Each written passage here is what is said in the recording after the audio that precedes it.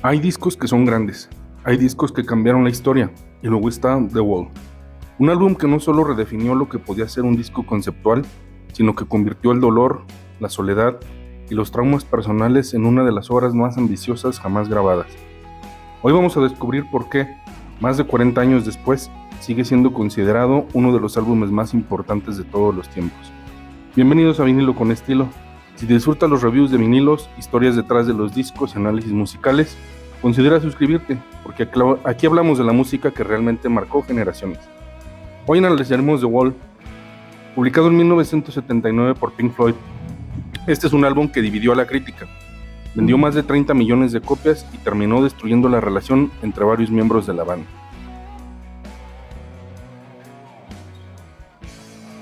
En cuanto a contexto histórico, para entender The Wall hay que regresar a finales de los años 70.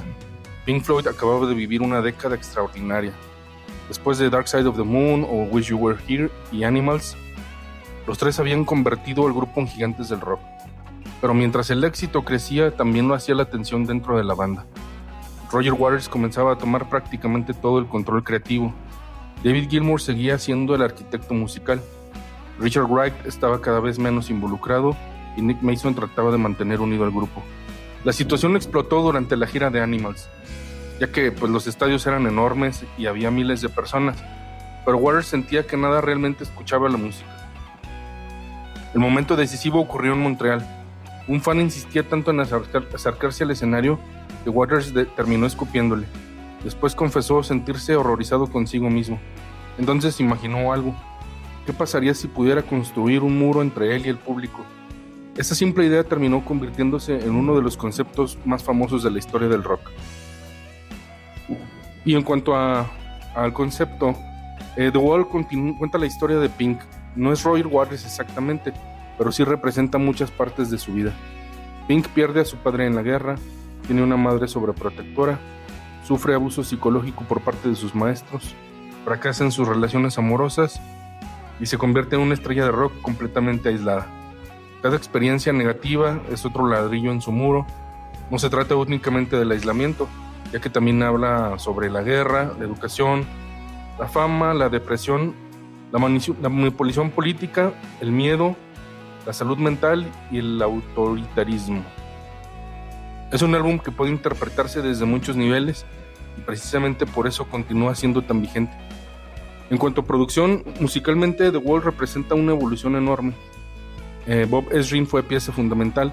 Su participación ayudó a darle estructura cinematográfica al proyecto. Cada transición parece parte de una película. No existen silencios incómodos, sino que todo fluye. Las canciones prácticamente se conectan entre sí.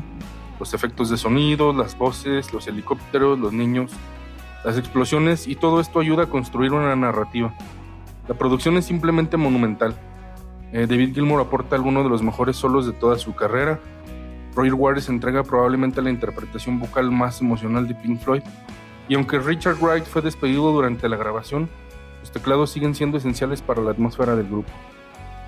Paradójicamente, terminó siendo el único miembro que ganó durante la gira, al ser contratado como músico asalariado, mientras el resto absorbía las pérdidas económicas. Y aquí tenemos el vinilo físicamente. Esta es una edición original de 1979 en versión estadounidense. Es un doble vinilo de 140 gramos con gatefold.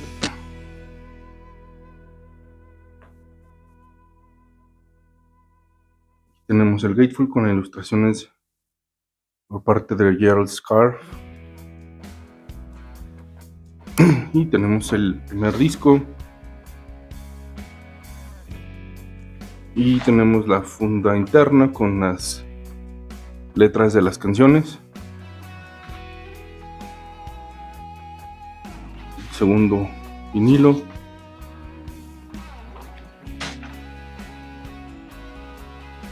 También con la funda interna con las letras de las canciones de este álbum. La portada está a cargo de Gerald Scarfe y Roger Waters.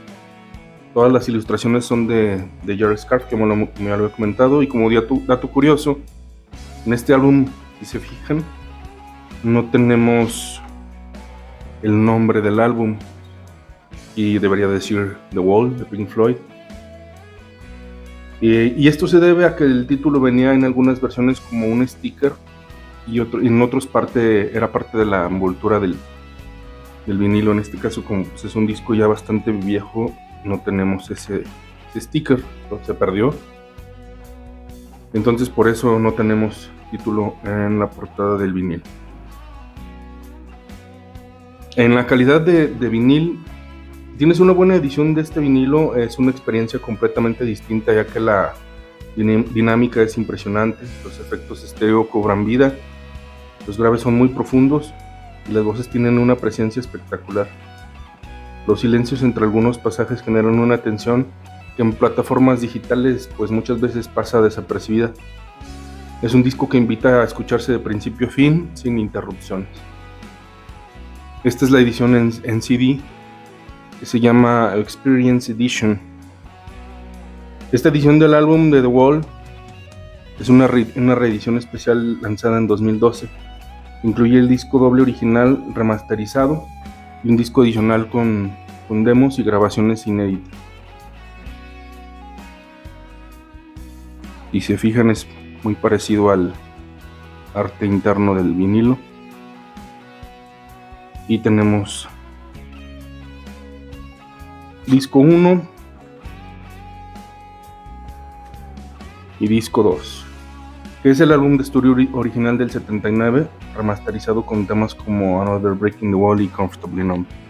Y tenemos un tercer disco que le llaman The Ballad Demos o maquetas originales y material titulado Trabajo en Progreso, Work in Progress, que muestran cómo se crearon las canciones por Waters y la banda.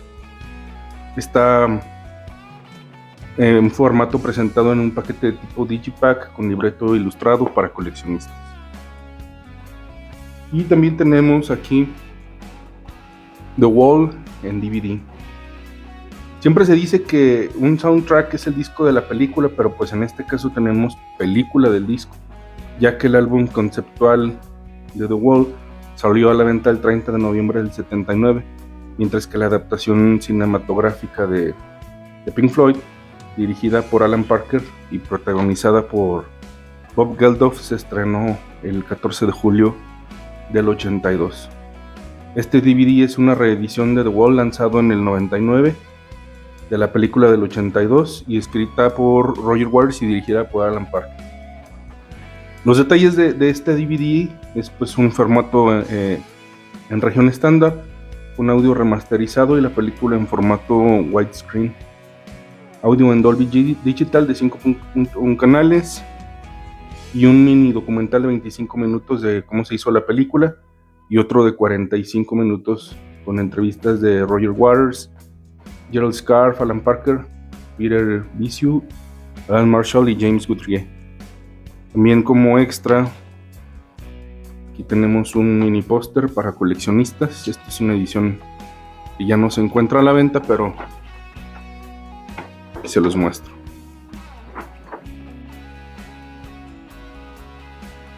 Y bueno, aquí viene que está escrita por Roger Waters y el diseño es por Gerald Scarfe.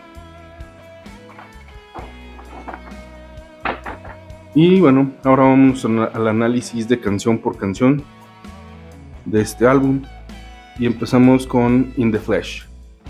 Desde los primeros segundos sabemos que esto no será un disco convencional. La explosión inicial funciona como una declaración de intenciones. El riff transmite poder, la guitarra de Gilmour es enorme, pero al mismo tiempo anuncia el lado más oscuro de la historia. Después seguimos con The Thin Ice, la calma después del impacto. Aquí conocemos el nacimiento de Pink. Musicalmente es delicada, pero la letra ya anticipa que la felicidad será pasajera.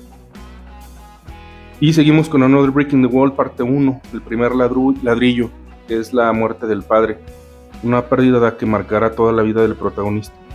La guitarra tiene un tono melancólico extraordinario. Después en The Happiest Days of Our Lives, es una crítica feroz al sistema educativo. Los profesores aparecen como figuras represivas y el ambiente se vuelve cada vez más inquietante. Luego seguimos con Another Brick in the Wall parte 2. Aquí aparece el himno. Prácticamente cualquier persona reconoce este coro. We don't need no education. El famoso coro infantil fue idea de Bob Ezrin y musicalmente incorpora influencias disco que funcionaron sorprendentemente bien. Se convirtió en el único número 1 de Pink Floyd. Después tenemos Mother, que es una de las mejores interpretaciones vocales de Waters. La conversación entre madre e hijo resulta incómoda. Se dice que esta canción es un Edipo inverso. La guitarra acústica de Gilmour es preciosa y la letra transmite dependencia emocional de forma brillante. Después en Goodbye Blue Sky, probablemente es una de las canciones más infravaloradas del álbum, pues para mi gusto es hermosa, oscura, nostálgica y los arreglos son espectaculares. Luego vamos a Empty Spaces y Young Lost. Aquí comienza la caída definitiva. Young Lost aporta energía rockera, pero debajo existe una enorme sensación de vacío. Y luego en One of My Turns, una obra maestra emocional. El cambio de intensidad es brutal y aquí Waters transmite desesperación auténtica. Es uno de mis favoritos en la película. Don't Leave Me Now es una canción incómoda, dolorosa, lenta. Es una canción difícil de escuchar, pero justamente ese es su propósito. Después tenemos Another Brick in the Wall parte 3. Pink finalmente decide aislarse. I don't need no arms around me. El muro está prácticamente terminado. Y después en Goodbye Cruel World es una despedida breve, un silencio. El muro se ha cerrado completamente. Es un final perfecto para el primer disco. Y bueno, después de esto tenemos el segundo disco y aquí comienza la consecuencia del aislamiento. Pink ya vive completamente encerrado y su realidad empieza a desmoronarse. Y el disco abre con Hey You. Para muchos la mejor canción del álbum. La línea de bajo, la guitarra, la interpretación, todo es extraordinario y el solo de Gilmour es absolutamente inolvidable. Después sigue Is There Anybody Out There, que es una pieza breve, pero la guitarra clásica convierte esta transición en uno de los momentos más bellos del disco. Después en Nobody Home, una canción profundamente triste, escribe la soledad absoluta y cada verso refleja el vacío de una estrella atrapada por su propia fama. A continuación seguimos con Rira, una pausa delicada. La guerra vuelve a aparecer como uno de los temas centrales. Esta canción está inspirada en la famosa cantante británica Vera Lynn y su célebre tema de la Segunda Guerra Mundial, We Will Meet Again. Y después seguimos con Bring the Boys Back Home, que es una canción breve pero poderosa, con unos coros muy impresionantes. Y llegamos al punto más alto, Comfortably Numb. No es solo el punto más alto del álbum, sino también de toda la carrera de Pink Floyd, ya que en este David Gilmour interpreta dos de los mejores solos de guitarra jamás grabados. Roger Waters y David Gilmour representan dos perspectivas distintas del mismo personaje, el médico y Pink. La tensión emocional entre ambas voces es increíble. Esta es una obra maestra absoluta, calificación 11 de 10. Y después seguimos con The Show Must Go On, que es la calma antes del caos. Después tenemos In the Flesh, donde ahora entendemos el verdadero significado del inicio del álbum. Pink se imagina convirtiéndose en un dictador fascista. Es una crítica feroz al poder y al fanatismo. Continuamos con Run Like Hell, que es una de las canciones más energéticas. El delay de la guitarra de Gilmour es inconfundible.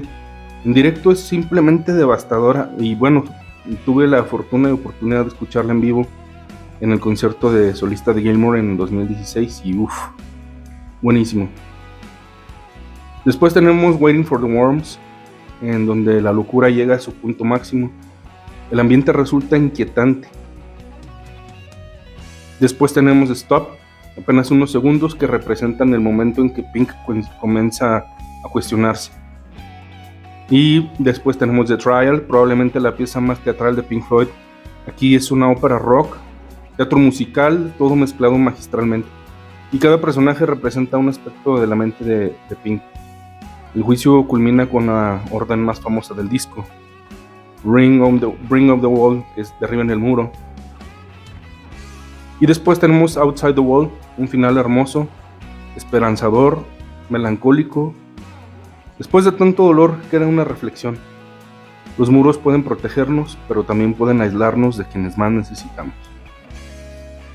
Y bueno, como legado, este álbum trascendió el formato de un álbum como tal, sino que también inspiró a una película y es una de las giras más espectaculares jamás montadas, ya que tenemos aquí producciones teatrales, conciertos históricos como el de Roger Waters en Berlín en el 90, y además canciones como Comfortably Numb, Hey You, Another Brick in the Wall parte 2, que siguen sonando en la radio, cine y plataformas de streaming. Pocas obras han mantenido un impacto cultural tan profundo durante tantas décadas. Y bueno, ¿este álbum es perfecto? Pues no necesariamente, ya que su duración puede resultar exigente para algunos oyentes. Hay pasajes que funcionan más como narrativa que como canciones independientes. Y el protagonismo de Waters hace que el disco tenga momentos muy personales y densos.